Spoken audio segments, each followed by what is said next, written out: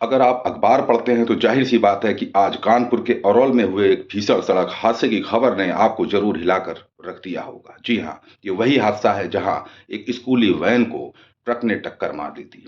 चारों तरफ उन बच्चों की चीखें थी, खून से लथपथ वो बच्चे पड़े हुए थे, जो अपना भविष्य सँभालने के लिए स्कूल पढ़ने गए थे। लेकिन कभी आपने सोचा है कि आखिर ये हादसे होते हैं और होने के बाद सरकारी मशीनरी जागती है, जाँच होती है, कमेटियाँ बनती मगर कार्रवाई 2-4 दिन चलती है। क्यों? क्योंकि हम कभी सवाल नहीं करते। बच्चा आपका है, उसकी सुरक्षा, उसकी संरक्षा की ज़िम्मेदारी हमारी है, आपकी है। ये अधिकारी है, जनता के टैक्स पे पलने वाले अधिकारी हैं, जो सिर्फ़ कागज़ी घोड़े दौड़ाते हैं। मैं ऐसा इसलिए भी कह रहा हूँ क्योंकि समस्त सरकारी विभागों में आना-जाना लगा रहता है और इन अधिकारियों की कागज़ी घोड़े दौड़ाने की आदत से भी वाकिफ़ हूँ। अगर आप 2 या 3 साल पीछे जाते हैं तो इस तरह के सड़क हादसे जिसमें स्कूली बच्चों के साथ हादसे हुए हैं, कभी बस पलटती है तो कभी स्कूली लोडर में, स्कूली वैन में, स्कूली रिक्शे में कोई टक्कर मार देता है या ये पलट जाते हैं या कोई और हादसा होता है। नतीजा किसी बच्चे की मौत होती है, कोई मौत और ज़िंदगी से जूझता है। वो दृश्य मैं आज भी याद करके काँप जाता हूँ। कल जब ये हादसा हुआ हैलट में खून से लथपथ ये बच्चे आए थे।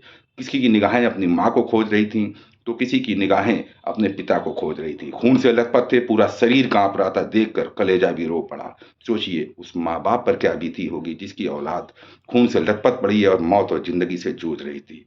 हालाँकि कानपुर के जिलाधिकारी राकेश सिंह मौके पर पहुँचे, उन्होंने कमेटी गठित कर दी है, जाँच करने की बात की, लेकिन बड़ा सवाल ये उठता है कि सिर्फ़ कमेटियाँ बनती हैं, जाँच होती है, कार्रवाई क्या होती है? आज भी कानपुर में कई स्कूलों में स्कूली वैन और स्कूली वाहन अटैच हैं। इन वाहनों की क्या वाक़ई फ़िटनेस होती है? ये सड़क पर दौड़ते हैं। जिस स्कूली वैन में 7 से 8 बच्चे होने चाहिए, 10 होने चाहिए, उसमें 12 से 15 बच्चे तक भरे जाते हैं।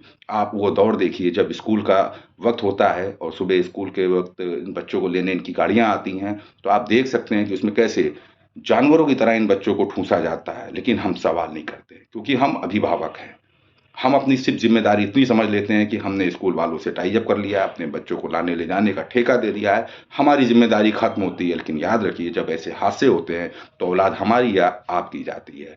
सवाल हम नहीं करते हैं उन अधिकारियों से कि आखिर क्यों 2-4 दिन का ही अभियान चलाकर ठंडे पड़ जाते हैं। आखिर कैसे ये अवैध वाहन या बिना परमिट के वाहन या बिना फ़िटनेस के ये वाहन कैसे सड़कों पर दौड़ते हैं? अधिकारी 2-4 दिन कागज़ी घोड़े दौड़ाते हैं, शासन तक रिपोर्ट भेजते हैं, 2-4 पे कार्रवाई भी कर देते हैं और इतिश्री करके कहते हैं भाई हमने तो सब कुछ ठीक कर दिया। क्या वाक़ई इस तरह के हादसे ऐसे रुकेंगे?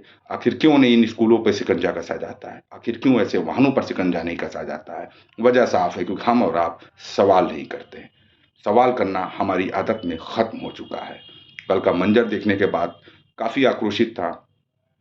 खबर के माध्यम से जिन लोगों से बात होती थी, जो जानकारियाँ जुड़ती थी, पहुँचाता था। मन बहुत ज़्यादा उत्तेजित था। आज वीडियो के माध्यम से आया हूँ, लेकिन आप सबको यही कहूँगा, जागरूक बनिए, सवाल कीजिए। स्कूल वालों से कीजिए, जिला प्रशासन से कीजिए, शिक्षा विभाग से कीजिए, आरटीओ से कीजिए और पुलिस प्रशासन से भी सवाल कीजिए। क्योंकि हमारे टैक्स से इन अधिकारियों को सैलरी मिलती है, इनकी सारी रसूख बना होता है और सवाल करना हमारा अधिकार है। कभी भी अगर आप कहीं से निकले और ऐसी कोई भी स्कूल वैन में बच्चे ठूसे हुए दिखे तो उनको रोकिए, उनसे सवाल कीजिए, पुलिस प्रशासन को सूचना दीजिए क्योंकि बच्चों के साथ जब हादसा होता है तो कलेजा काँप जाता है। मुझे उम्मीद है मैं जो कहना चाहता था आप तक वो बात पहुँची होगी। ईश्वर ना करे, अल्लाह ना करे कि कभी दोबारा ऐसे हादसे हों। मैंने वो मंज़र देखा है जब खून से लथपथ बच्चे कँपकँपाते होठ से कह रहे थे, "माँ मुझे बचा लो, माँ मुझे बचा लो।"